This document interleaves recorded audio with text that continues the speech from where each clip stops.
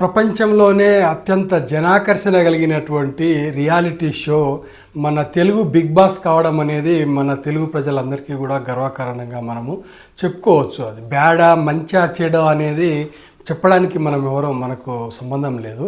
కానీ ఈ big boss వల్ల మనకు జీవితంలోని జీవిత సత్యాలు చాలా అర్థమవుతాయి. ఎందుకంటే దాంట్లో ఉన్న ప్రతి పాత్ర ఇప్పుడు ఆ బిగ్ బాస్లో ఉన్నటువంటి ప్రతి మనిషి నిజ జీవితంలో ఎలాగా నటిస్తాడో దాంట్లో కూడా అలాగే నటించాల్సి వస్తుంది, అలాగే ఏడవాల్సి వస్తుంది, అలాగే బాధపడాల్సి వస్తుంది, అలాగే కొట్టుకోవాల్సి వస్తుంది, అలాగే తిట్టుకోవాల్సి వస్తుంది. ప్రతి సెకండ్ అతనిలో మామూలుగా బయట జనాలలో ఏ విధంగా అయితే మార్పులు వస్తుంటాయో, షేడ్స్ వస్తుంటాయో, అదేవిధంగా బిగ్ బాస్లోని మనుషులు కూడా పాత్రలు కూడా టైం అనుకూలంగా ఆ కాల పరిస్థితులకు అనుకూలంగా వాళ్ళ షేడ్స్ మారుతుంటాయి. అందుకే ఈ వీడియో చేయాలనుకుంటున్నాను నేను. దీంట్లో ఈ వారం నేను చూసిన దాంట్లో బిగ్ బాస్లో ఉన్న అందరికీ అర్థమవుతుంది. ఇప్పుడు సంజనాను ఖచ్చితంగా సీక్రెట్ రూమ్కు పంపిస్తారని చెప్పే విషయము బయట ప్రేక్షకులకే ఇంచుమించుగా అందరికీ అర్థమైపోయి ఉంటుంది.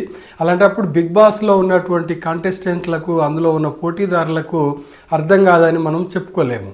అలాంటప్పుడు నాకు అనిపించింది ఎందుకో ఇమ్మాన్యుయల్ అనే అతను మాత్రం చాలా ఫేక్ ఆట ఆడుతున్నాడని అనిపించింది. ఎందుకంటే అతను పూర్తిగా నటిస్తున్నాడు. అతనికి తెలుసు సంజన బయటికి వెళ్ళింది, సీక్రెట్ రూమ్లోకి వెళ్ళింది అనేది అతనికి తెలుసు. కానీ అతని ఏడుపు అవన్నీ మనం చూసినప్పుడు నిజంగానే జీవిస్తున్నాడు, దాంట్లో నటనలో జీవిస్తున్నాడు. కాబట్టి నేను అతన్ని ఫేక్ అని చెప్పగలుగుతున్నాను. తర్వాత అతనే బయటపడతాడు, మీకు తెలుసు.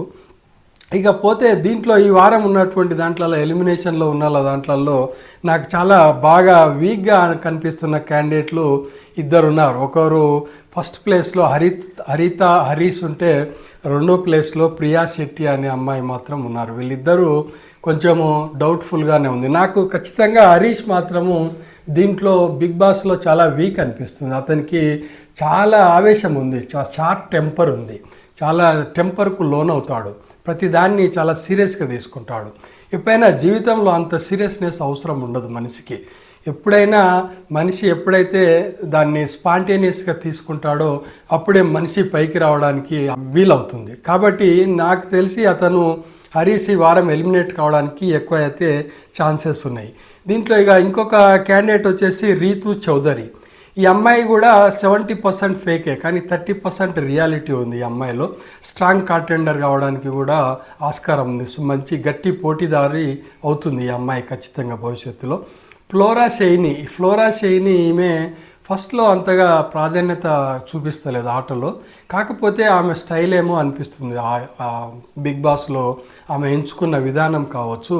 కాకపోతే ఆమె నెమ్మదితనం వల్ల ఆమె కొన్నాళ్ళు హౌస్లో కొనసాగే ఆస్కారం ఉంది.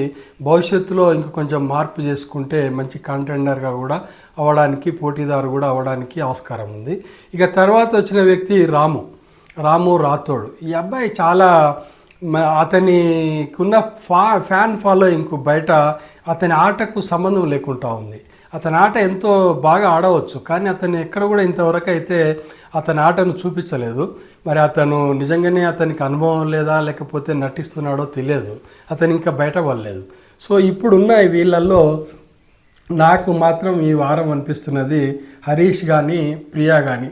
ఖచ్చితంగా హరీష్ వెళ్ళిపోతాడని అనిపిస్తుంది.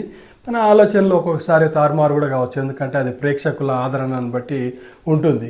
కాబట్టి ఇందులో మనకు కరెక్ట్ ఇన్ఫర్మేషన్ ఏం తెలియదు, మనం ఊహించుకోవడమే. ఒక్కోసారి నా ఊహ కూడా తప్పొచ్చు. సో నా వీడియోలు చూస్తున్నందుకు ధన్యవాదాలు. నచ్చితే సబ్స్క్రైబ్ చేయండి, షేర్ చేయండి, లైక్ చేయండి.